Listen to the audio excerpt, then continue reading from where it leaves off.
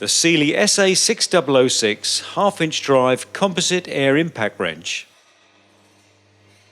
The SA6006 has a twin hammer design, creating an impressive output of 1,428 Newton meters.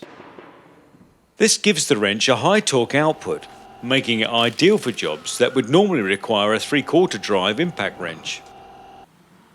It incorporates the following features: a hammer cage support mechanism to reduce vibration, a soft grip composite casing to make the wrench easier to hold and to reduce chill, a push button style forward and reverse switch which allows single-handed operation, a 2-stage trigger design with a feather touch for improved control, and a handle exhaust with built-in silencer to help reduce noise levels and to reduce the circulation of brake dust on wheel applications.